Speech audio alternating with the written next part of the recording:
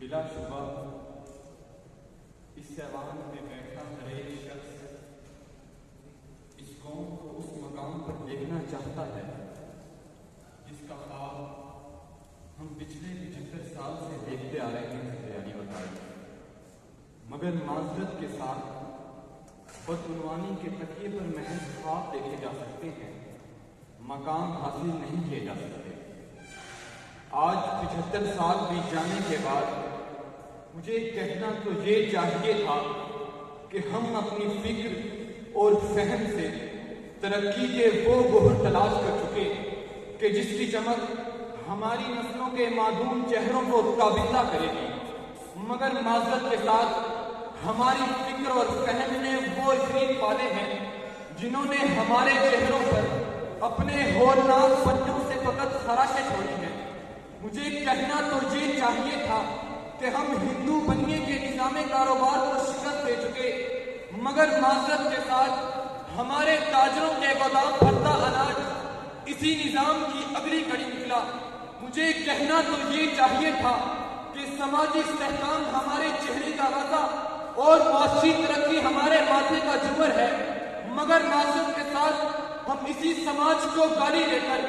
اس کی معیشت کو چاٹ چکے۔ بجلی اور گیس کے بلوں میں ناجائز اضافہ ہو یا ذخیرہ اندوزی کی روش، قبضہ مافیا کی استعماریت ہو یا اطلاع برائے قانون ایوان عدل میں انصاف کا کاروبار ہو یا نظام تعلیم و صحت میں طبقاتی درجہ بندی، منصف انصاف کے پردے میں، تاجر تجارت کے پردے میں اور ڈاکٹر مسیحائی کے پردے میں معاشرے کے عارض پر وہ تھپڑ کھینچ سکتا ہے کہ جس کی چٹاخ آنے والی نسلیں محسوس کرتی ہیں۔ دفتر کے معمولی چپراسی سے لے کر اعلیٰ عہدیداروں تک، نظام انصاف کی کالی بھیڑوں سے لے کر قانون کے محافظوں تک، مسجد و مندر اور ممبر و محراب سجانے والے مذہب کے ٹھیکیداروں سے لے کر جعلی عملوں تک، سب کے سب اس بدعنوان منڈی کے بیپاری ہیں کہ مدارت کے بھوکے، امارت کے بھوکے، نظامت کے بھوکے، صدارت کے بھوکے، یہ گدی نشین اور مخدوم بھوکے، قناعت کی دولت سے محروم بھوکے، زمینوں پہ قابض یہ بھوکے وڈیرے، مکینوں پہ قابض یہ ڈاکو لٹیرے، حوث جن کی پھر بھی ایوان حرص و حوث کے دربانوں نے پچھلے 75 سال میں اس ملک کے ساتھ اتنا برا کیا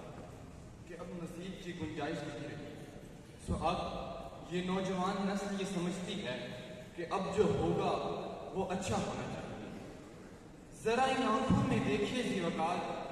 کہ جن میں چمکتے ہوئے خواب کسی طمع اور لالچ کے محلات تعمیر کرنے کے نہیں بلکہ کثرے استحصال پامال کرنے کے خواب ہیں۔ ان ذہنوں میں پنپتی سوچیں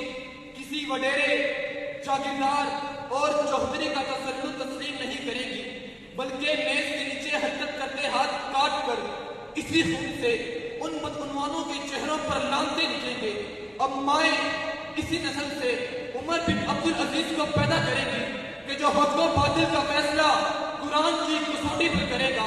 اب مائیں عمر بن خطاب کو دینے گی کہ جو اپنا گریبان کسی بیوہ کے ہاتھ میں لوگے، خطوط رفتار دریا کا معال،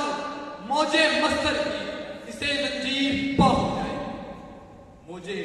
مستر کی اسے زنجیر پا ہو جائے۔ کے مقابلے کے لیے کوالیفائی کیا ہے اور آج کا یہ مقابلہ گورنمنٹ کالج یونیورسٹی سے زین ابرار نے زین ابرار پہلے نمبر پر اس مقابلے میں۔ آپ سب کو مبارک، اور آپ بھی جو ظاہر اپنے کالج